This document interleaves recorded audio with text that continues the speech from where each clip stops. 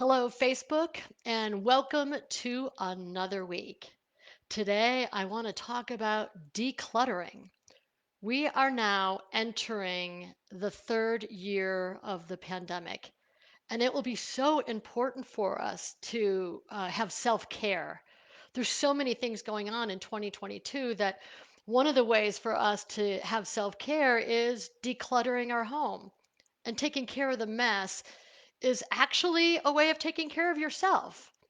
So, decluttering is all about honoring who you are now. I mean, think about it. Is any one of us the same person we were before the pandemic? I know I'm not. Look around your space and see what items reflect your current lifestyle and habits, or at least the good habits, and not who you once were. So, we all have junk. Well, it seems like everyone has junk lying around the house, and a majority of us have more than a little. So, household clutter may seem relatively harmless, but many people feel stressed and out of control when they're surrounded by, well, stuff. So, my little secret out of control area tends to be books. I love to read and I love books. I love looking at the bookshelves, which is right across from me, and it makes me feel really, really good seeing all those bindings in the different colors. And during the pandemic, I created a new kind of stuff. And we bought a camper van a couple years ago, and I thought it was really cool of me to buy plaid shirts, the kind that have like lining on the inside. So when you're out camping, you just kind of feel cozy and warm. Well, I kind of went overboard. I haven't worn a plaid shirt in over 35 years.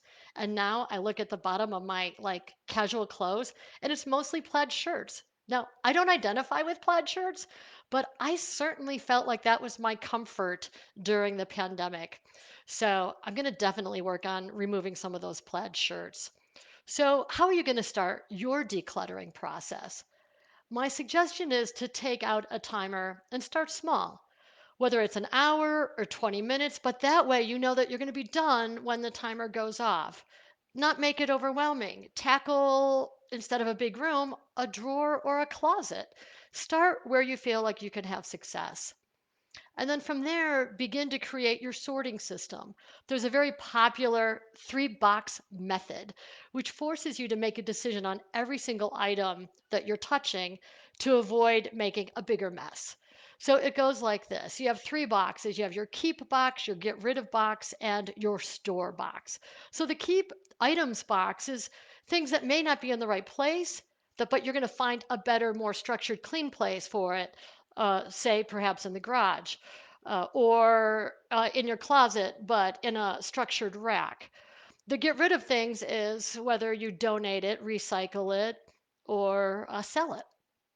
And then the store items is those the store items are those seasonal holiday decorations or the sentimental items that you want to keep. You want to make sure you put that in a bin, actually create an inventory list of what's in that bin and put that on top, a see-through bin when you store it.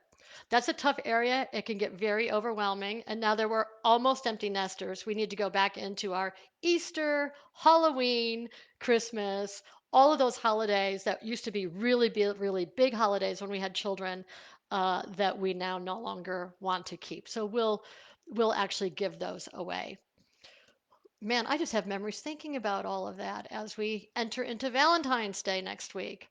So you can start with small projects that feel big. I already mentioned that. So you don't feel overwhelmed with the decluttering, but it allows you to feel like this sense of accomplishment, and maybe that may build some motivation.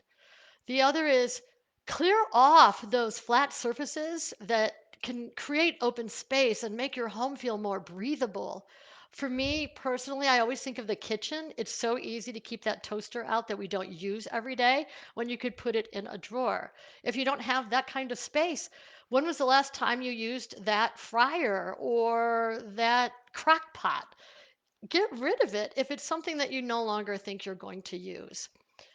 So, I mean, decluttering doesn't have to be overwhelming. So I hope these tips help get your house looking orderly to allow you to breathe easier. because I know that when I do it, it feels so great.